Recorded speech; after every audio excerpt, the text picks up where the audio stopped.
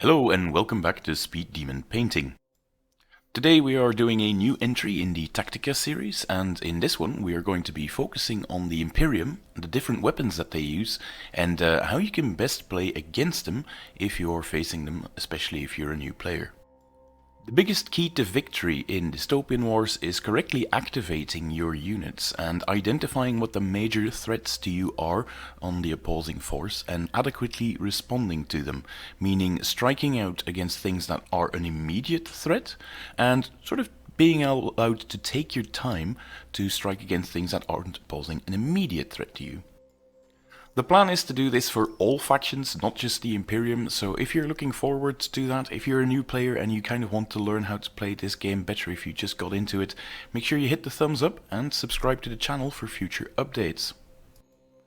The Imperium probably has the longest list of weapons available to them when you check out their Orbat, and to make things more digestible I've diced them up into several categories, and the first category we'll be tackling are the general weapons, because even those general weapons are somewhat special in Imperium forces.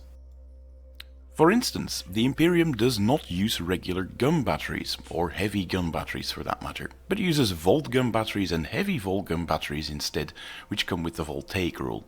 And what is the voltaic rule? It's a unique rule for the Imperium that says it gives the initial target a disorder condition, if it causes critical damage, and that is in addition to any other effects of the critical hit that you have rolled. And it automatically causes a generator shutdown if the initial target has some type of shield generator or storm generator.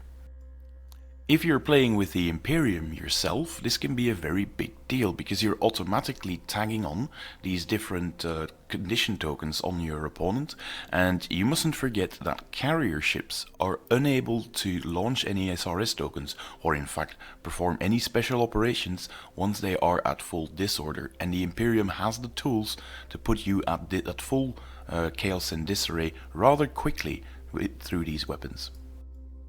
The heavy volt gun battery though has a different profile compared to regular gun batteries. In general, they don't really have that much support as the regular batteries. In their healthy, battle-ready profile, they have 7 dice as the lead weapon, but only 2 in support for the point blank range.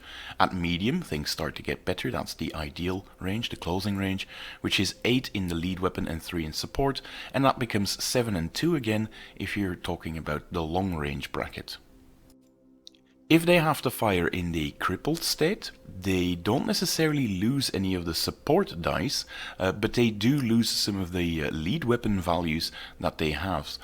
These lower support values also mean that you sort of have a difficult time as an Imperium player to create very large attack pools, but that's not really what you want. The key to using these weapons is trying to aim for as many critical hits as you can and not necessarily big catastrophic hits.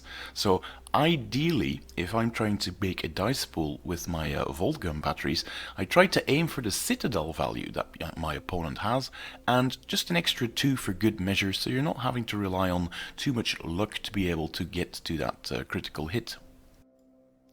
As an example, I've included a shot of the Blücher class in this one, which uses the 2 volt gun batteries, so you also have a visual of what they look like.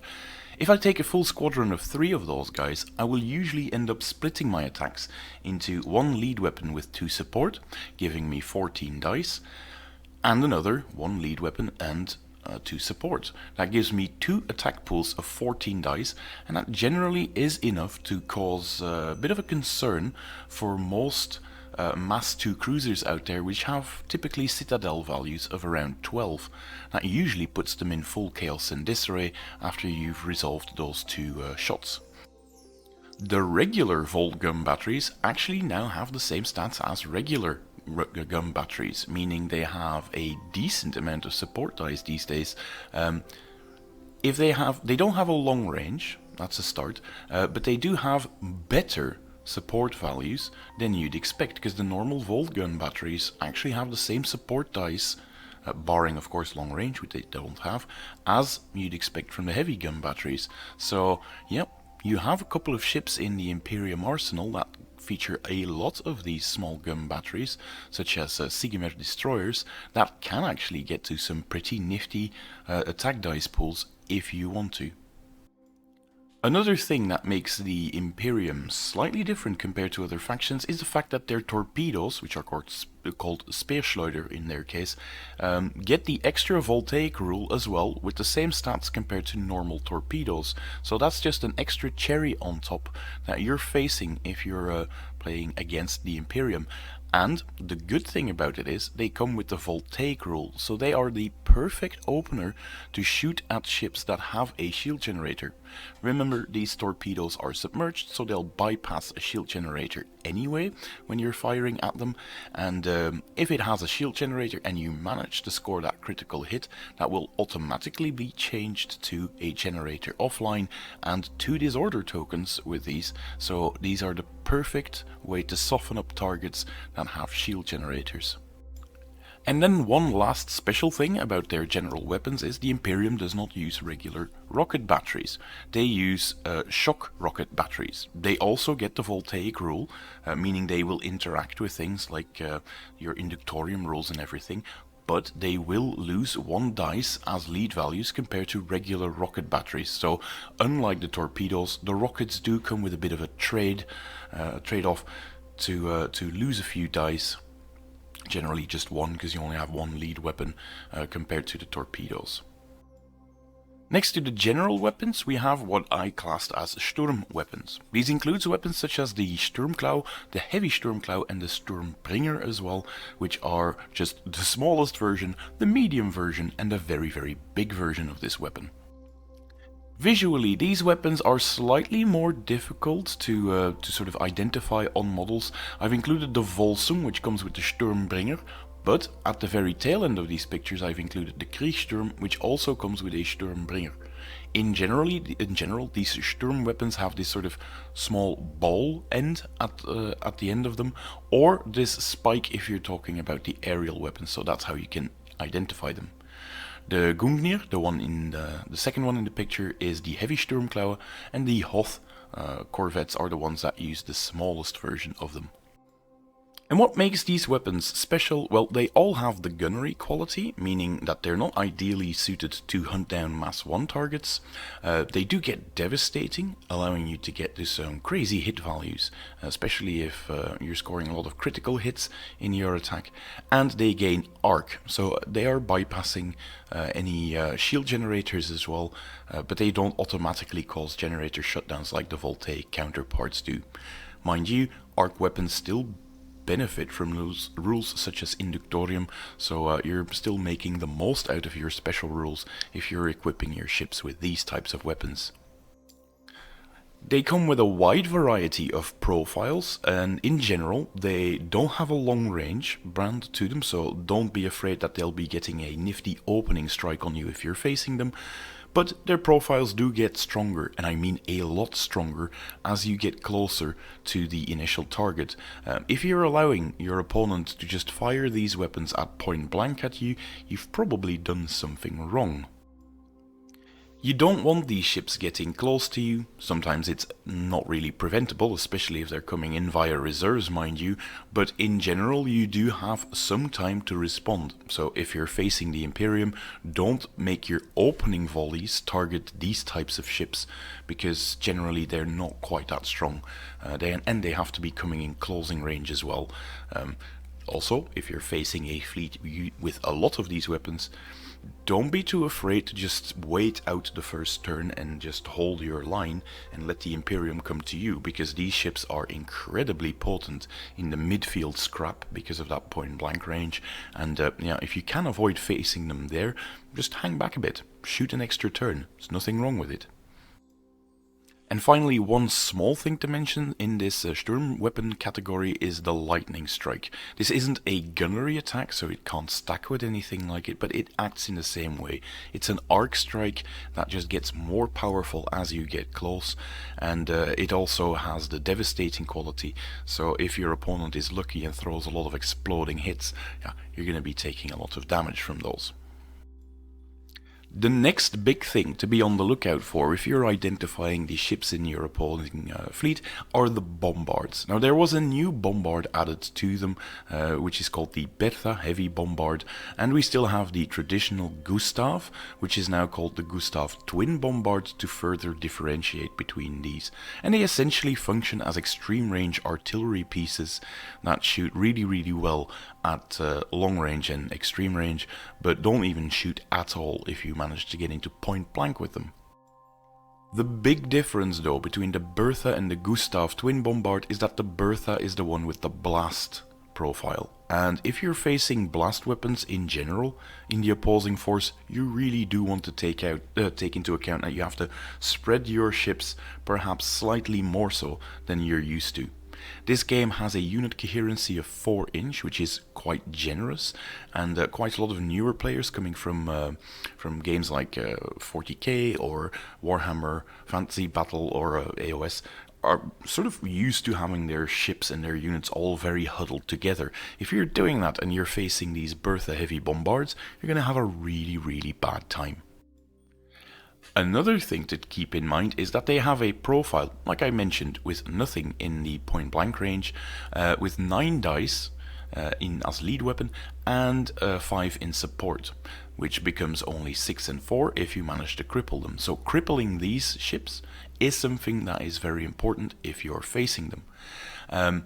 You probably want to field at least 2 of these in a unit to make the most out of their blast, because just 9 dice isn't really enough to scare a lot of things out there. So a second support is very much needed. And as a side note, which is not mentioned here in the notes, they are quite often found on platforms that come with a heavy firepower rule, so you do have to take that into account. 2 Augustus Bombards that fire 2 Berthas are firing a pool of 18 dice, which is applied to everything in the blast marker, and yes, that's enough to just rip any Mass 1 units to shreds, and will even start causing critical damage on most cruisers, so even keep those spaced apart if you're looking at Augustus Bombards in the opposition. Sorry, that was Bertha Bombards in the opposition, because the next one I'm trying to discuss is the Gustav Twin Bombard. That's the one that doesn't come with blast, so if you're looking at those in the opposing force, feel free to put your units close together, it won't hurt you at all.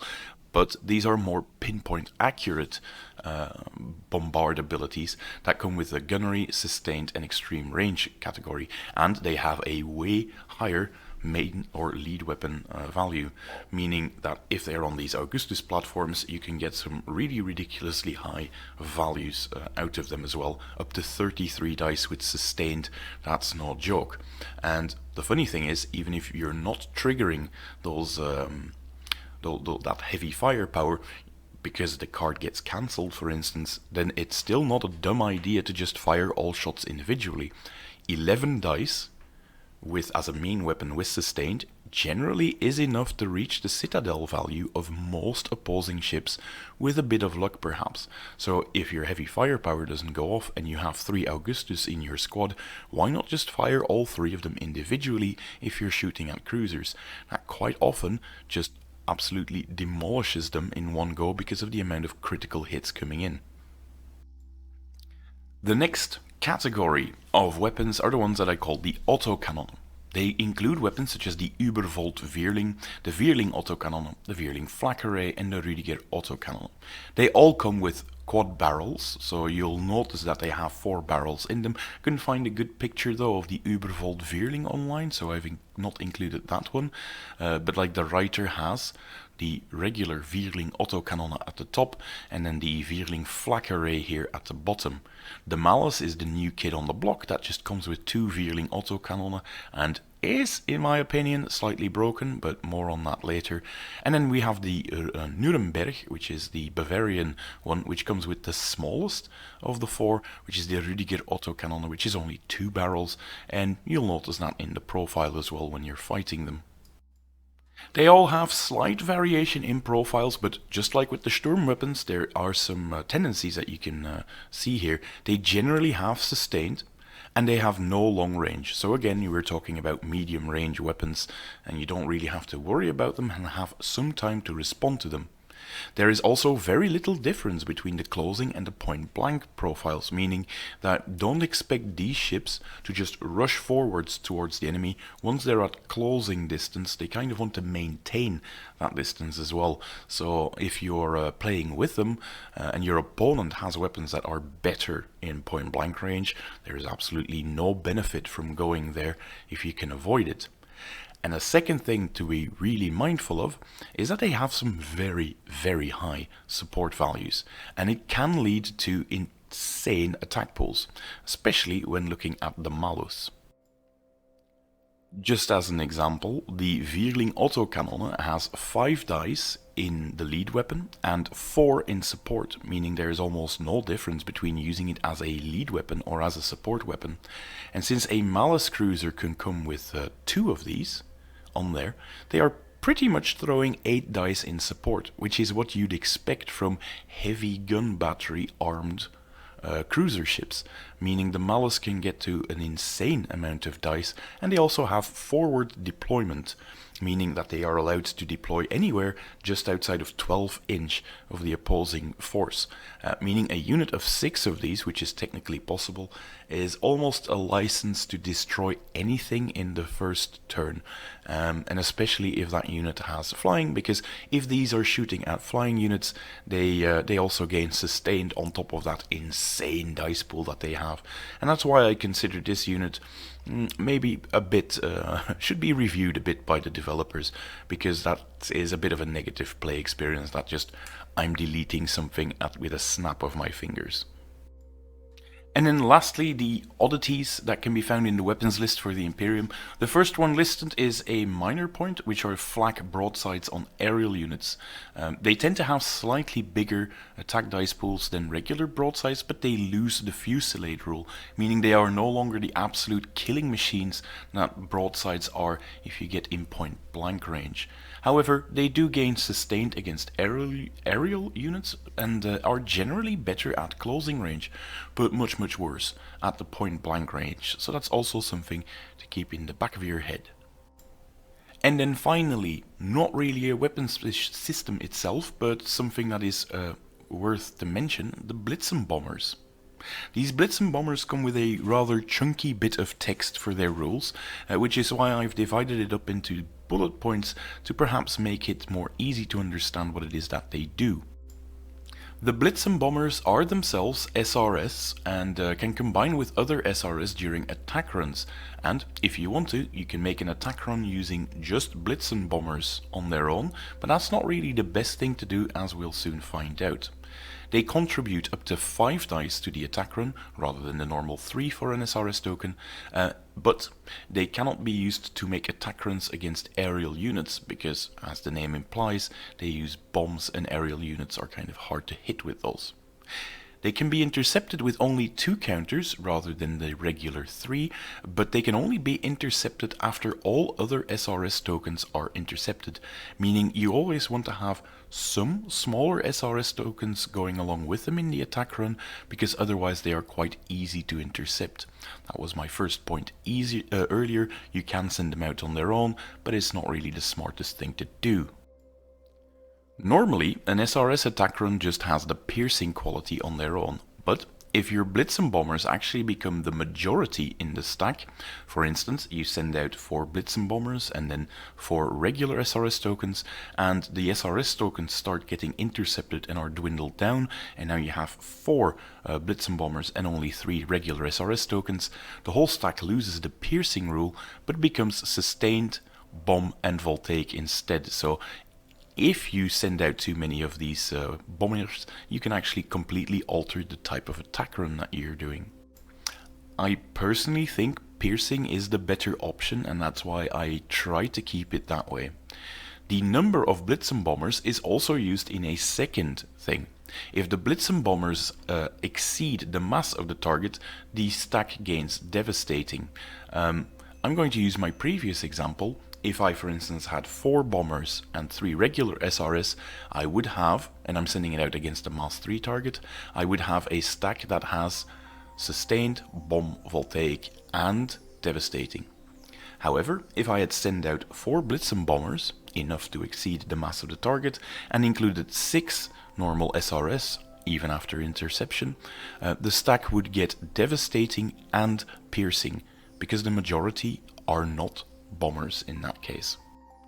And as a side note, imagine that that's the case, that would be 20 dice from just the bombers stacked on top of the 18 dice from the SRS tokens, and you get a stack or an attack dice pool of 38 dice that way, with piercing and devastating, and that's enough to make even big battleships flinch. There is one disadvantage though. If you're using these kind of Blitzen bombers, you can't really use them for utility abilities that are associated with SRS tokens, such as mine clearing or SRS recon to change the hand that you have. But they can be used with combat air patrol, so if you have a target that is outside of 40 inch, you can still use them, but you have to use the crippled value of the launching capacity of the bomber ship. And there you have it, all the special things that you have to take into account when selecting an Imperium force or when you're playing against them. I hope you found the video useful. Again, thumbs up if you liked it, and subscribe to the channel, and I hope to see you in future content updates. Bye!